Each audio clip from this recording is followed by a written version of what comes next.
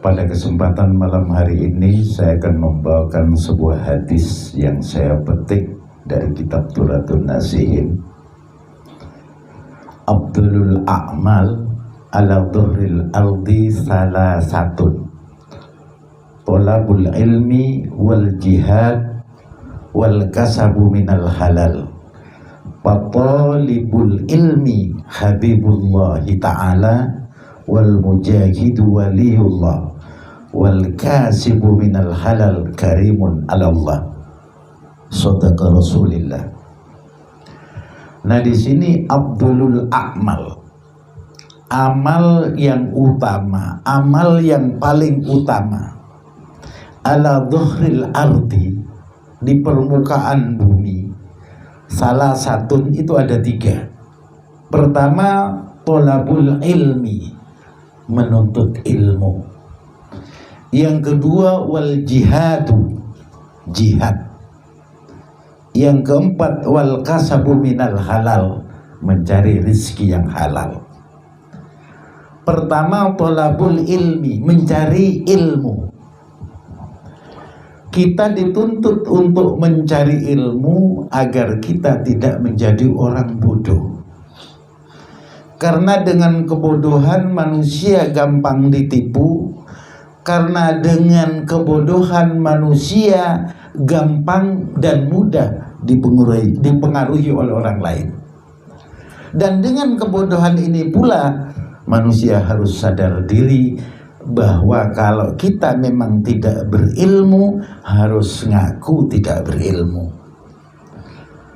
Apakah tata cara atau syaratnya nuntut ilmu itu ada? Ada.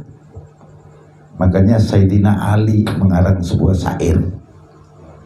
Gubahan dari syairnya Sayyidina Ali, ala la tanalul ilma illa bisittatin sa'umbika an majmu'iha bibayani dakain wa khirsin wastibarin wa bulghotin wa irsadi ustadin wa tuli zamanin.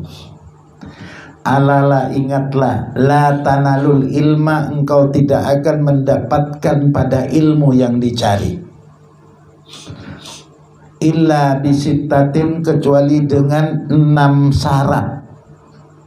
Ada syaratnya. Sa'umbika an majmu'iha, akan saya jelaskan kepada kalian kumpulan syarat-syaratnya orang menuntut ilmu dengan jelas. Pertama, dakain, cerdas. Artinya kita punya pola pikir.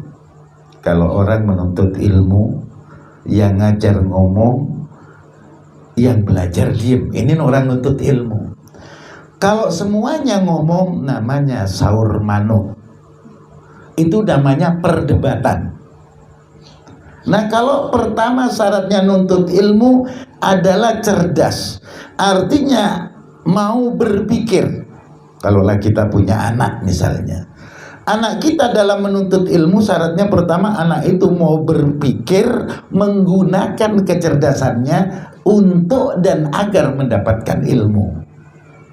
Itu pertama, harus cerdas. Yang kedua, hirsin wa hirsin. Hirsin ini selalu ingin tahu, tamak dengan ilmu, selalu ingin tahu. Tidak boleh mandek dengan ilmu yang ada. Kalau dia seorang murid, seorang santri, dia harus sering membaca, sering bertanya. Kalau tidak paham, harus terus bertanya dan bertanya sampai dia betul-betul paham dan mengerti tentang ilmu yang dicari. Ini kalau sebagai santri.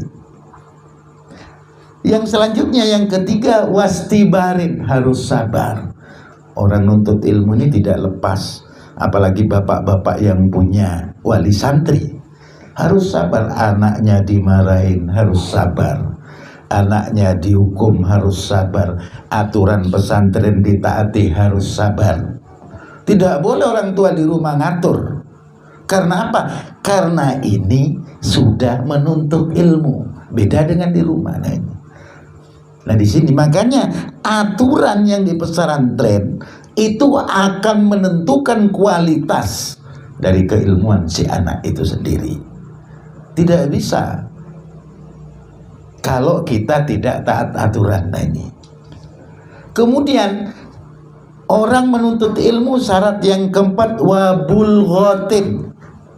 Syaratnya orang menuntut ilmu itu pasti ada biaya. Loh, kalau di Sumbersari tidak. Ini persoalannya banyak salah paham sebenarnya. Yang di Sumbersari itu diperuntukkan orang yang fakir miskin, terlantar, anak yatim. Itu yang utama. Nah sekarang kita harus ngerti dulu apa sih itu tadi wong miskin. Nah, ini harus paham dulu. Karena di dunia manapun, pondok baik itu pondok besar, pondok kecil, mustahil tanpa biaya. Karena apa? Karena orang tua punya kewajiban terhadap anak, dan itu tanggung jawabnya orang tua, wajib orang tua mengupayakan. Nah sekarang tinggal pengakuan. Apa sih itu miskin? Miskin adalah orang yang punya harta dan usaha. Itu dikatakan miskin. Dan mampu memenuhi kebutuhan hidupnya separuh dari kebutuhannya. Itu dikatakan miskin. Nah kalau kita punya harta, misalnya punya rumah, punya usaha, walaupun tidak memenuhi dari kebutuhan yang 100%, itu tergolong miskin. Miskin berarti tergolong mampu, karena mampu memenuhi usaha. Miskin ini mampu. Kemudian kalau dibawa, oh saya fakir misal. Fakir orang yang tidak punya harta dan usaha dan tidak bisa memenuhi kebutuhannya. Nah ini orang fakir. Kalau memang kita hidup tidak punya harta, rumah tidak punya, usaha tidak punya, kita berhak disebut fakir. Nah sekarang posisi kita nih di mana? Kalau dikatakan miskin, kita juga punya harta dan usaha. Ya, berarti dia mampu memenuhi kebutuhan. Kalau dikatakan fakir, orang yang tidak punya harta dan usaha, sedangkan kita punya rumah, punya sepeda motor, dan juga punya usaha. Kalau tidak punya usaha dan rumah, karena mungkin lumpuh, tua, terlantar, ikut di pinggir pantai, ini disebut fakir. Nah kebanyakan yang mondok di Sumbersari tidak masuk kriteria miskin dan fakir. Cuman pengakuannya kadang-kadang ngakunya begitu. Nah ini banyak yang terjadi. Kalau memang fakir miskin, nah sekarang saya tanya, fakir miskin itu apa? Fakir miskin adalah orang yang mau makan sekarang, cari sekarang. Itu fakir miskin. Kemudian anak yatim, jelas kesayangan Nabi, dia tidak punya orang tua atau bapak atau ibunya. Terlantar, jelas bapaknya bisa, ibunya bisa, kasih sayang tidak ada. Ibunya entah di mana, bapaknya entah di mana. Ini sebenarnya yang masuk digratiskan dalam dunia pendidikan, dan ini ditanggung negara sebenarnya. Nah supaya nanti tidak salah paham, kadang-kadang apa? Orang tua tidak bijak, ingin anaknya jadi soleh, tapi kata Sayyidina Ali syaratnya wabul ghotun tadi. Wabul ghotunnya ini artinya ada biaya. Kalau kita ngaku miskin, kita punya harta, punya rumah, punya sepeda motor, dan kita bisa bekerja. Nah ini beda lagi. Kalau kita fakir, ngaku fakir, tetap kita punya usaha, punya, sehingga tidak masuk karena kebutuhan kita. Nah di sini yang tergolong itu tadi. Ini pemaknanya pemahaman. Kenapa kok bisa begitu? Ini akan menentukan kualitas anak nanti. Karena dalam ilmu itu ada dua dapatnya. Satu manfaat, dua barokah. Anak pinter tidak manfaat, akhirnya dalil no pinggir lorong. Banyak itu orang. Dalil di pinggir lorong, orang tidak mau didalil karena ilmunya dia pinter tapi tidak manfaat, tidak dapat barokah, tidak punya kebaikan. Nah di sini yang dicari adalah bahwa orang menuntut ilmu adalah manfaat dan barokah. Karena kita tahu kalau ada orang yang sampai jadi ulama kayak Kiai Abdul Karim, itu mondok sambil gebros. Di Kiai Hulil mau mondok ngaji silahkan, tapi biaya hidup cari sendiri, dia gebros. Baru hasilnya dibawa kembali ke pondok, dimakan sendiri. Kalau sekarang kan orang tua punya tanggung jawab. Nah di sini supaya nanti tidak salah paham bahwa yang gratis adalah yang fakir miskin, yang terlantar dan yatim. Supaya kita tidak salah paham karena pemaknaan terhadap orang miskin. Indonesia ini kan baru garis kemiskinan. Miskin ini cuma tidak mencukupi aja. Dia punya harta, dia punya usaha, cuma tidak cukup. Tapi ini disesuaikan dengan keadaan dan pengertiannya di sini. Nah ini bulghatun. Ada biaya. Saya memondok di pondok kecil, pondok besar tetap biaya. Dan banyak-banyak. Dan itu kita pakai, kita gunakan karena apa? Itu pengaruh kepada keilmuan. Nah di sini. Makanya beda Jawa dengan Bali. Kalau di Bali kiainya biayai muridnya, kalau di Jawa murid biayai kiainya. Kalau di Jawa ini bedanya. Nah di sini makanya supaya nanti tidak salah pengertian, tidak salah paham bahwa orang mondok tetap ada bulgho, ada yang namanya biaya. Kemudian selanjutnya yang kelima, wa irsadu ustadin, ada petunjuk guru. Orang mondok ini ada petunjuk guru. Makanya kalau kita nyerahkan anaknya ke sebuah musola, ke sebuah pesantren, jangan pernah menentang gurunya, karena itu pengaruh. Kualitas ilmu tergantung gurunya. Al ilmu la yanfa illa bi ta'dhimil ustad. Ilmu tidak akan pernah bermanfaat kecuali mengagungkan gurunya. Nah di sini boleh orang tua marah, tapi jangan lupa agungkan, muliakan orang tua. Orang tua harus memuliakan gurunya, anak-anak kita, demi barokah dan manfaat tadi. Yang terakhir, watuli zamanin, panjang waktunya. Orang mondok ini ada waktunya. Kalau sekarang kan beda. Sekarang mondok 3 tahun karena ngikuti sanawiyahnya tamat. Mondok 3 tahun karena ngikuti aliyahnya tamat. Itu cari ijazah. Nah beda dengan orang-orang mondok yang memang betul-betul cari ilmu. Dia berhenti apa kata guru. Karena zaman orang-orang mondok di Jawa ini umumnya, begitu dia tamat sanawiyah, dia harus ngabdi 1 tahun. Tapi kalau di sini tidak bisa. Karena apa? Saya katakan kembali, mana barokah ilmu itu agak sulit berkembang. Karena apa? Karpe dewe. Tidak mau mengikuti dunia pesantrennya. Begitu orang tuanya masa tamat selesai, orang tuanya datang ambil. Padahal program di pesantren itu sendiri ada sebuah pengabdian. Nah disinilah. Makanya kalau ada 1000 orang nyantri di pondok pesantren, begitu pulang yang berhasil 5, karena faktor itu tadi. Jangan disalahkan. Kalau kita sih oke-oke saja. Misalnya pondok diserahkan semua. Yang barokah, yang manfaat itu saya. Yang kaya itu saya. Kenapa? Yang ngaku miskin akan dimiskinkan oleh Allah dengan kebohongan-kebohongannya. Yang akan sukses pesantrennya, yang akan barokah pesantrennya ini.